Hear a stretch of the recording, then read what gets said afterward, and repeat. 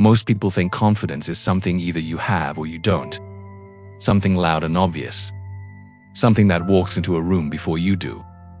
But in reality, it's decided in the first seconds of meeting, through small behaviors we barely notice. And once that opinion forms, it tends to stick. I've been paying closer attention to these small moments lately. Not because I want to manipulate anyone or because I want to win social situations, but because I've realized how often we shape how we're seen by others without meaning to. And the interesting part is, we all do it. There's quiet habits that slowly change how people respond to us.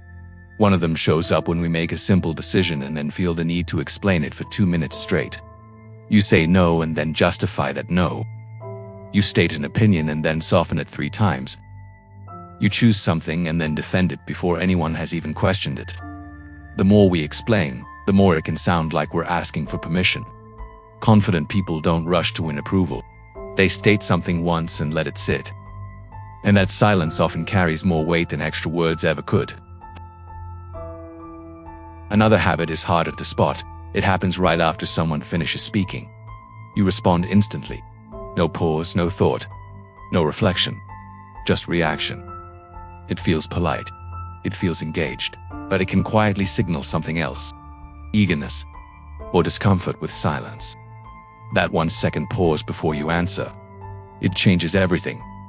Rushed responses feel automatic. Measured responses feel intentional. And intention is often mistaken for confidence. There's also what happens after you speak. Have you ever noticed yourself finishing a sentence and immediately scanning the room? Looking for agreement or reassurance? Looking for signs you said the right thing? It's subtle, nearly invisible, but people feel it. When someone makes a point and then sits calmly with it, not rigid, not defensive, just steady, the energy is different. Certainty isn't about volume, it's about comfort after the words leave your mouth. Then there's something even quieter. Trying too hard. Pushing to impress, forcing humor, overperforming or chasing a reaction. Effort isn't the problem, but visible need shifts perception. When someone looks relaxed in themselves, not passive, just grounded, people lean in. When someone fights for validation, people lean back. And the strange thing is, most of some of these behaviors aren't conscious. We over-explain because we care. We rush responses because we don't want awkward silence. We check reactions because we value connection. We try hard because we want to be liked. There's nothing malicious in any of that, but awareness changes things. When you notice the pattern, you gain a choice.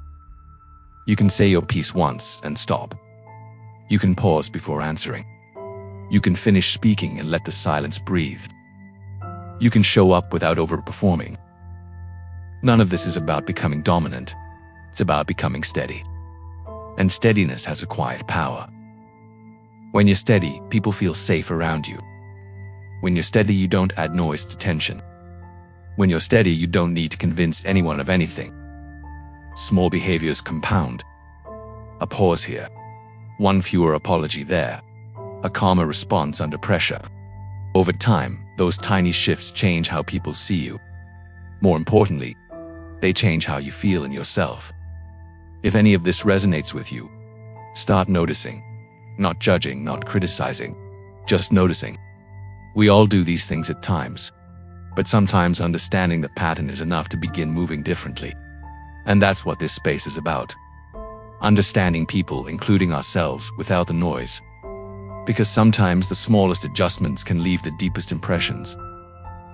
Leave a comment below if you've noticed any of these small signs around you.